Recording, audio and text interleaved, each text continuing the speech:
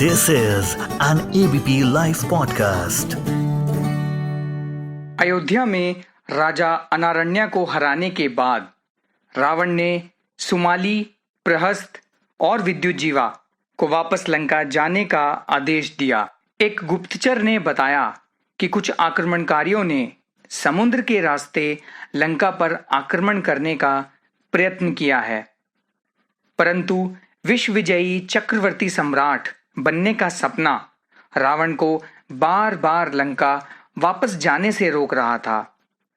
इसी कारणवश रावण ने मारीच, विरूपाक्ष और धूम्राक्ष को अपने साथ रोक लिया और वह चल पड़ा विश्व विजयी बनने की दिशा की ओर। आज का रावण। हेलो एवरीवन, मैं हूं आपके साथ गौरव कटारिया और आप मुझे सुन रहे हैं इस पॉडकास्ट में जिसका नाम है आज का रावण। पिछले 2 एपिसोड्स में हमने रावण के बारे में तथा उन कारणों व उन घटनाक्रमों के बारे में जाना जिसने रामायण को एक नई दिशा दी और रावण के भविष्य को भी। अब आगे आने वाले एपिसोड्स में हम फोकस करेंगे रावण की लाइफ को गहराई से जानने की और उसकी लाइफ से अगर कुछ भी अच्छा सीख सकते हैं सीखने की। तो आइए शुरू करते हैं पॉडकास्ट का 3rd एपिसोड। लेकिन रावण के जन्म से नहीं बल्कि उस समय से when he was at the peak of his power and on the verge of becoming a चक्रवर्ती सम्राट। तो जब रावण ने ठान ही लिया था कि उसे समस्त आर्यव्रत और तीनों लोकों पर राज करना है, वह अपने अगले आक्रमण की तैयारी में लग गया। रावण को नाज था अपनी सेना और उसके लीडर्स पर। जिस प्रकार आज बड़ी बड़ी ऑर्गेनाइजेशंस अपनी लीडरशिप पर ध्यान देती हैं, रावण भी लीडरशिप और उनकी ट्रेनिंग पर बहुत ध्यान देता था। वह भी ऑर्गेनाइजेशंस के सीईओ की तरह ताकतवर और एक्सपीरियंस्ड लीडर्स को लीड करने का मौका देता था और अपनी सेना की मिडिल लेयर और लोअर लेयर के सैनिकों की ट्रेनिंग पर विशेष ध्यान देकर उनमें कंपटीशन की भावना पैदा करने की कोशिश करता था ताकि हर सैनिक अपने पूरे एफर्ट्स लगाकर पूरी मेहनत से लंका के लिए लड़े और हिरार्की में ऊपर आ सके अपने स्किल्स और टैलेंट के दम पर। Ravan planned to attack on the land of Maheshmati, which is located in the present day Madhya Pradesh, on the banks of Narmada River. उस वक्त कार्तिवीर्य अर्जुन वहां का राजा था, who belonged to the Yadava dynasty and was one of the most powerful kings alive at that time.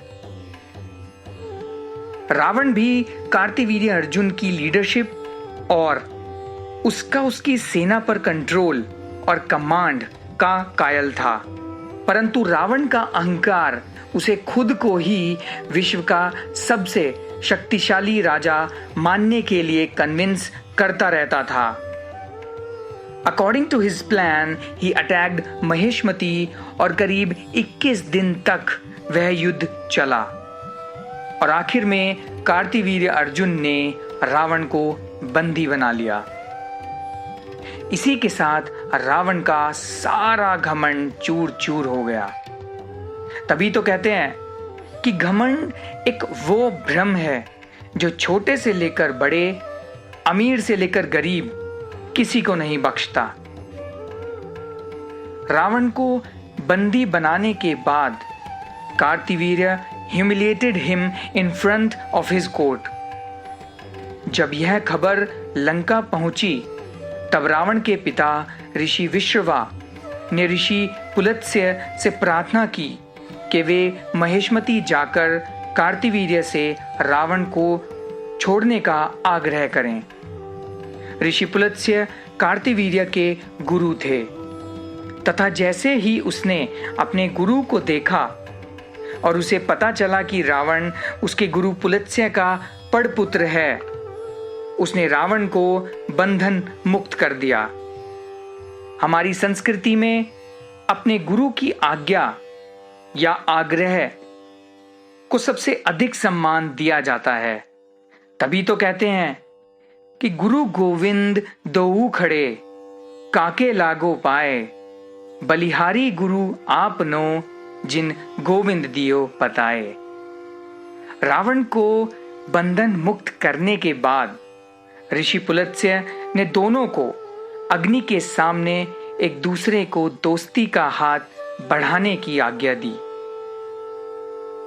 Ravan अब जान चुका था कार्तवीर्य अर्जुन की ताकत और उसका वर्चस्व। वह समझ चुका था कि कार्तवीर्य से दुश्मनी ना तो लंका और ना ही खुद उसके लिए अच्छी होगी, अथवा दोस्ती का हाथ बढ़ाना ही उपयोगी होगा। कई सालों बाद जब कार्तवीर्य अर्जुन का घमंड एवं अहंकार सभी सीमाएं पार कर चुका था, तब भगवान परशुराम के हाथों वह मारा गया। कार्तवीर्य से हार के बाद रावण घबराया नहीं था। Rather, because of that incident, he understood the importance of pre-planning and proper execution of plans.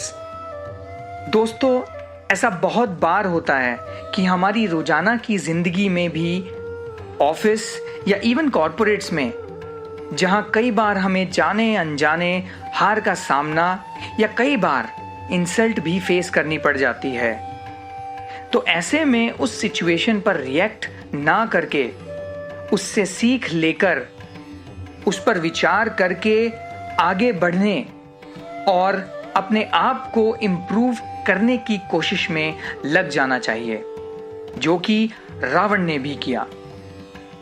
पर क्या वह सबक टेम्पररी था या रावण सीख चुका था अपनी उस गलती से जो उसने महिष्मती में की? ये सब जानेंगे आगे आने वाले एपिसोड्स में। तब तक देते हैं इस कथा को विराम। और आप सुन रहे थे गौरव को इस पॉडकास्ट सीरीज में, जिसका नाम है आज का Ravan.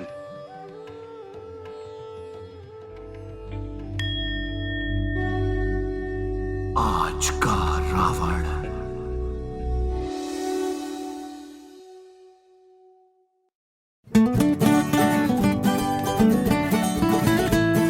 This is an ABP Life podcast.